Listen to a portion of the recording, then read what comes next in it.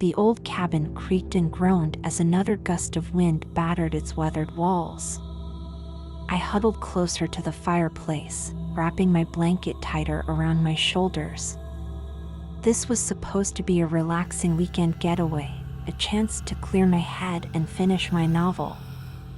Instead, I found myself trapped in a storm that seemed to have materialized out of nowhere, cutting off the single road back to civilization. As I stared into the dancing flames, I couldn't shake the feeling that something was off. The shadows in the corners of the room seemed deeper than they should be, and more than once I caught a flicker of movement just at the edge of my vision. But every time I turned to look, there was nothing there. I tried to focus on my writing, but the words wouldn't come. Instead, my mind kept wandering to the stories my grandmother used to tell me about these woods. Tales of people who ventured out on nights like this and were never seen again. Of strange lights in the forest and voices on the wind that lured unwary travelers to their doom. Just old legends, I muttered to myself, trying to shake off the growing sense of unease. There's nothing out there but trees and rain. As if in response to my words, a particularly loud crack of thunder shook the cabin. I jumped, my heart racing. And in that moment of startled silence that followed, I heard it, a soft, mournful wail that seemed to come from everywhere and nowhere at once. I held my breath, straining my ears. There it was again, louder this time. It sounded almost like singing, but the melody was like nothing I'd ever heard before, beautiful and terrifying all at once. Against my better judgment, I found myself moving towards the window. The rational part of my brain screamed at me to stay put, to not look outside. But some deeper, primal instinct propelled me forward. As I peered out into the stormy night, a flash of lightning illuminated the forest. And for just a split second, I saw them, pale, ethereal figures dancing among the trees. Their movements were fluid, almost hypnotic, and their faces. I stumbled back from the window with a gasp. What I'd seen couldn't be real. Those weren't faces, not human ones at least. They were too angular, too wrong. It's just the storm playing tricks on you, I said aloud, trying to convince myself. But even as the words left my mouth, I knew they weren't true. Another wail pierced the night, closer this time. It was followed by a soft scratching at the cabin door. My whole body tensed. "Who's there?"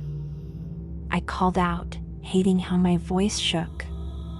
No answer came, just more scratching. Slowly, hesitantly, I approached the door. My hand trembled as I reached for the knob. "Hello?" I said again, louder this time. "Is someone out there?" "Let us in," a voice whispered, so close it could have been right next to my ear. I whirled around, but there was no one there. "We're so cold," another voice joined in, this one sounding like a child. "Please, let us warm ourselves by your fire." My heart was pounding so hard I could barely hear over the rush of blood in my ears.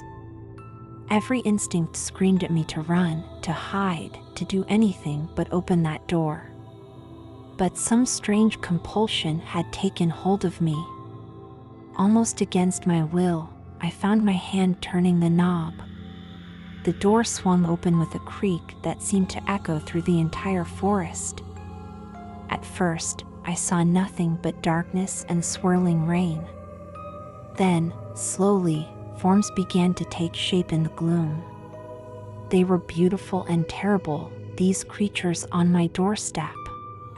Their bodies seemed to be made of mist and moonlight, constantly shifting and changing. But their eyes were ancient, full of a hunger that made my blood run cold.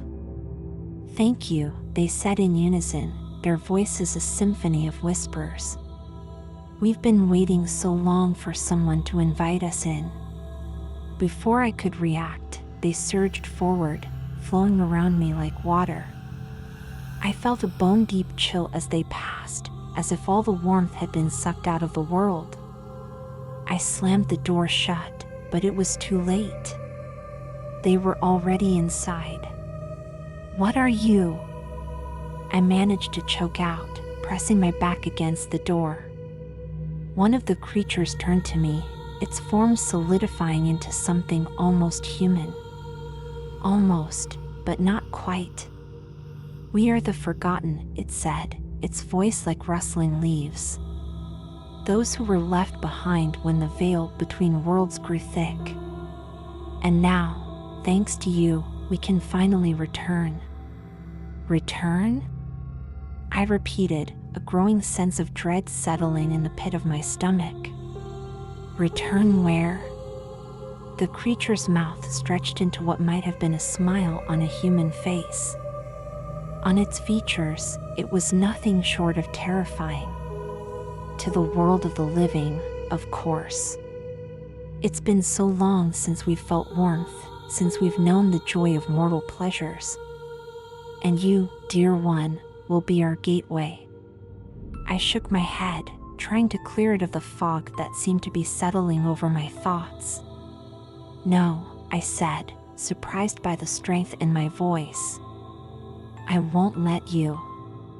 The creature laughed, a sound like shattering glass.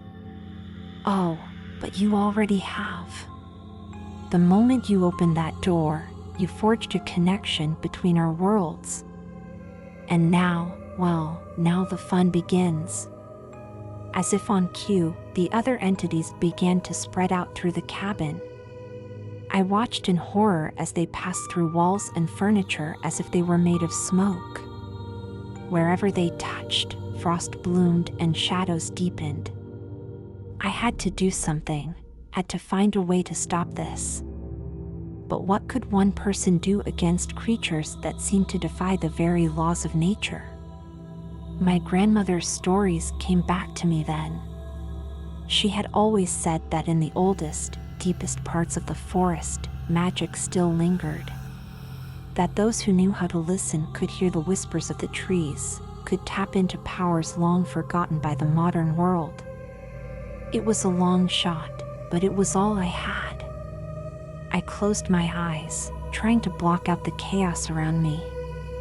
I focused on the feeling of the wooden floor beneath my feet, imagining roots stretching deep into the earth. "Please," I whispered, not sure who or what I was addressing. "If there's anything out there that can help, I need you now." For a moment, nothing happened. Then, slowly, I became aware of a warmth spreading through me, starting in my feet and moving upwards. When I opened my eyes, I gasped. Soft, golden light was emanating from my skin, pushing back against the encroaching darkness. The forgotten creatures hissed and recoiled, their misty forms seeming to fray at the edges where the light touched them. "Impossible," the leader snarled, its beautiful features twisting into something monstrous. "The old magics are dead. You can't possibly." But its words were drowned out by a new sound, a deep, resonant hum that seemed to come from the very earth itself. The cabin began to shake, not from the storm outside, but from some deeper, more primordial force. I felt power coursing through me, ancient and wild.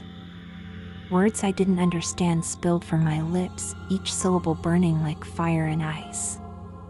The forgotten howled, their forms beginning to dissolve. "This isn't over," their leader hissed as it faded away. "We will find another way back. And when we do, we'll be coming for you first." With a final, ear-splitting shriek, they vanished, leaving behind nothing but a lingering chill and the faint scent of decay. I slumped to the floor, exhausted but exhilarated. The golden light faded from my skin, but I could still feel its warmth inside me, like a spark waiting to be fanned into flame. As the adrenaline wore off, questions began to flood my mind. What exactly had just happened? Where had that power come from? And most importantly, was it really over? Somehow, I doubted it. The leader's parting words echoed in my mind. They would be back. And next time, they'd be prepared for whatever power I had accidentally tapped into.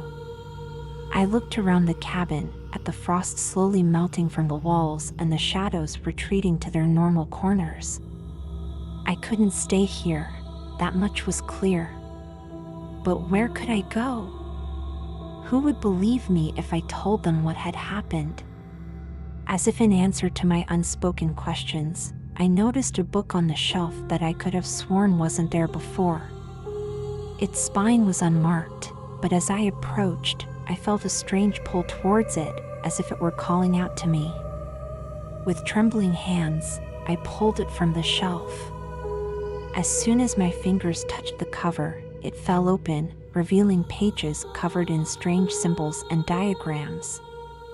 And there, on the first page, written in a script that seemed to shimmer and change as I looked at it, were the words, "To the newly awakened guardian of the veil. Your journey begins now." I stared at the book, a mixture of fear and excitement coursing through me.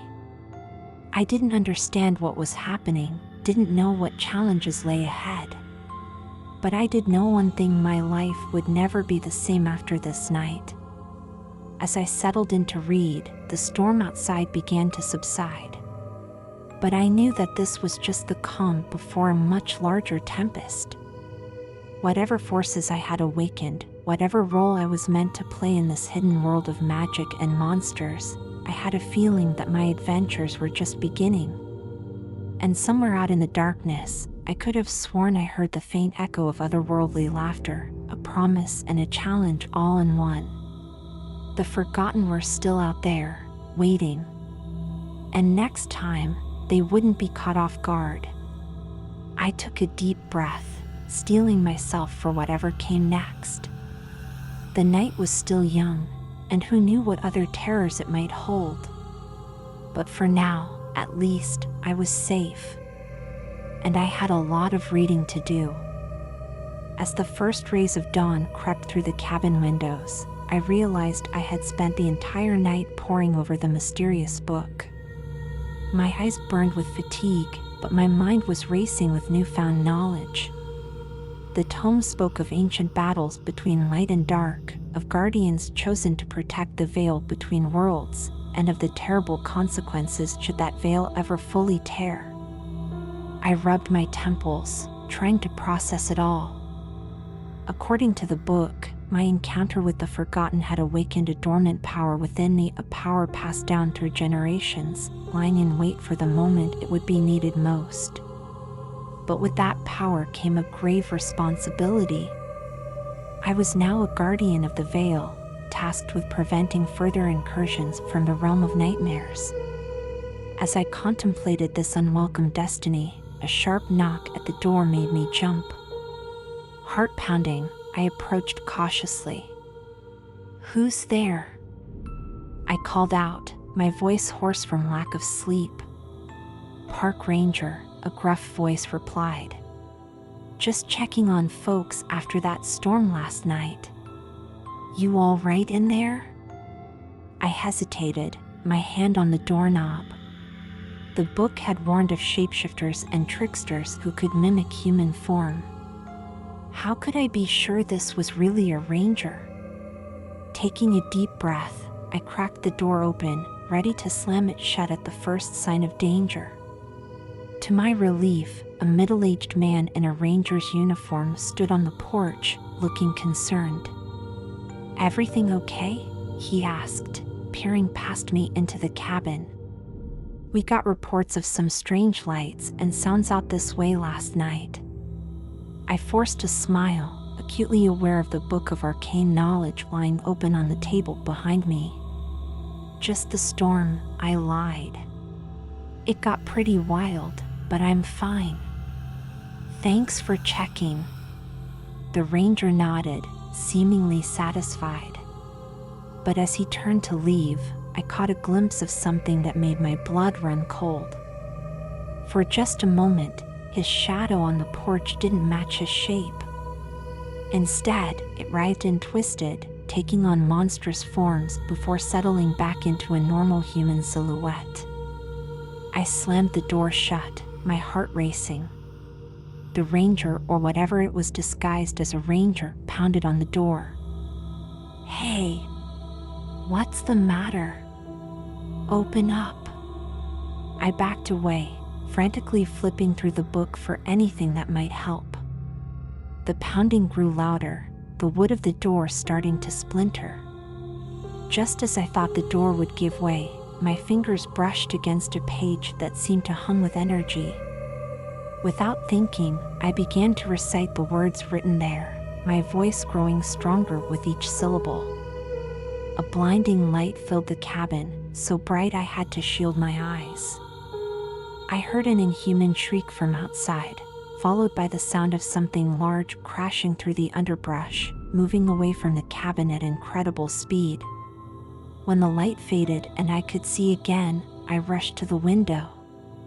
The forest outside looked normal, peaceful even in the early morning light. But a trail of scorched earth led away from the porch, smoking slightly in the cool air. I slumped against the wall, my legs weak with relief and residual terror. This was real. All of it. The forgotten, the magic, my new role as a guardian. It wasn't some vivid nightmare I could wake up from. As the adrenaline wore off, a new fear set in. I couldn't stay here. Whatever I had driven off would be back, possibly with reinforcements. But where could I go? How could I hope to defend myself against forces I barely understood? The book seemed to call to me again. As I approached, it fell open to a new page, revealing a map I was certain hadn't been there before. It showed a winding path through the forest, leading to a location marked with a strange symbol, a crescent moon intersected by a lightning bolt. At the bottom of the page, a message appeared, the ink seeming to flow across the paper as I watched. "Seek the sanctuary. There, you will find answers and allies." I didn't need to be told twice.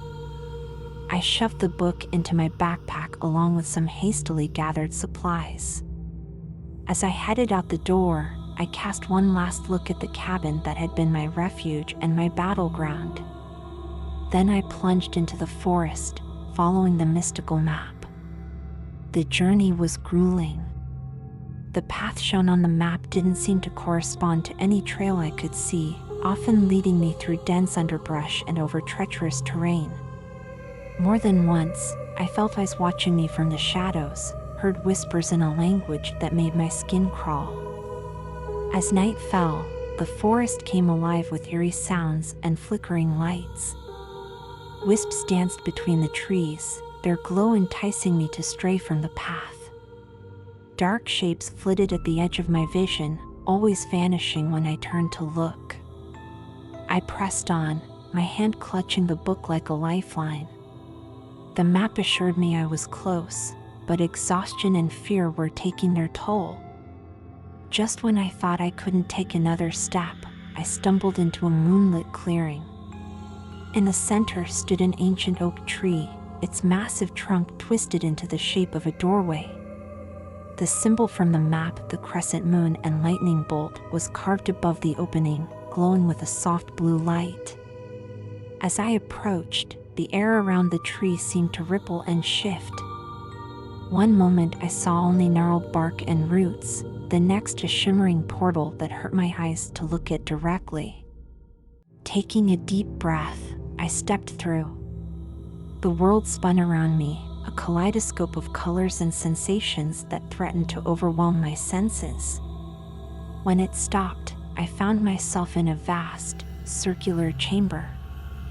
Bookshelves lined the walls, stretching up farther than I could see. In the center of the room, a group of people, if they could be called that, stood around a large, ornate table. They turned to look at me, and I had to stifle a gasp. Each of them seemed to flicker and change as I watched, their features never quite settling into anything fully human. One moment I saw an elderly woman with kind eyes, the next a being of pure light in a vaguely humanoid shape. "Welcome, young guardian," one of them said, their voice resonating in my mind rather than my ears. "We've been expecting you." I opened my mouth to respond, but no words came out. How long had they been waiting? How did they know I would come? As if sensing my questions, another of the beings stepped forward. This one appeared as a tall, slender man with silver hair, though his eyes held the wisdom of millennia. "You have many questions," he said, his form rippling like water. "And we have much to teach you. But time grows short. The forgotten grow stronger with each passing day, and the veil between worlds thins." "I don't understand," I finally managed to say. "What do they want? Why me?" The beings exchanged glances, a silent communication passing between them. Finally, the one who appeared as an elderly woman spoke. "The forgotten are remnants of a world long past," she explained, her voice like wind through leaves. "They seek to return to the realm of the living, to feed on the fears and nightmares of mortals. As for why you, sometimes, the power chooses its wielder. You have a strength within you, a light that can push back the darkness." I shook my head, overwhelmed. "But I'm just me. I'm not special. I can't fight monsters or save the world." The silver-haired being smiled, a sight both beautiful and terrifying. "You've already begun to do both," he said. "But you're right, you cannot do it alone. That is why we are here. To guide you, to teach you, to prepare you for the battles to come." As he spoke, images flashed through my mind, visions of other worlds, of terrible creatures pushing against the boundaries of reality, of epic battles fought in the shadows of human perception. "The war between light and dark is eternal," the elderly woman said. "But in every age, there are those who stand against the encroaching night. You are not the first guardian, nor will you be the last. But here, now, you are the one we have." I looked around the chamber, at the ancient books and strange artifacts. I thought of the cabin in the woods, of the terror I had felt, of the power that had coursed through me. "What do I need to do?" I asked, surprised by the determination in my voice. The beings smiled in unison, their forms shimmering with approval. "First," the silver-haired one said, "you must learn. The path of a guardian is not an easy one, but you will not walk it alone." As he spoke, other figures began to emerge from the shadows of the chamber. Some looked human, others, decidedly not. But all were expressions of grim determination. "These are your fellow guardians," the elderly woman explained. "Each with their own skills, their own stories. Together, you will form a bulwark against the darkness." I nodded, a mix of fear and excitement coursing through me. This was bigger than anything I could have imagined, a hidden world of magic and monsters existing alongside the mundane reality I had always known. "When do we start?" I asked. The chamber seemed to pulse with energy, the air thick with potential. "Now," the silver-haired being said. "The forgotten are moving, gathering their strength. We must be ready." As if on cue, an alarm sounded, a deep, resonant tone that seemed to vibrate through my very bones. The other guardians snapped to attention, moving with practiced efficiency. "What's happening?" I asked, my earlier confidence wavering. The elderly woman's expression turned grave. "A breach," she said. "The veil is tearing. We must act quickly." She turned to me, her eyes glowing with an inner light. "Are you ready, young guardian? To step into a world of shadows and wonders, of terrors beyond imagining and beauty that defies description?" I swallowed hard, looking around at the other guardians preparing for battle. This wasn't the life I had chosen, wasn't anything I had ever dreamed of. But I thought of the cabin, of the forgotten trying to break through, of all the people blissfully unaware of the dangers lurking just beyond their perception. "I'm ready," I said, surprised by the steadiness in my voice.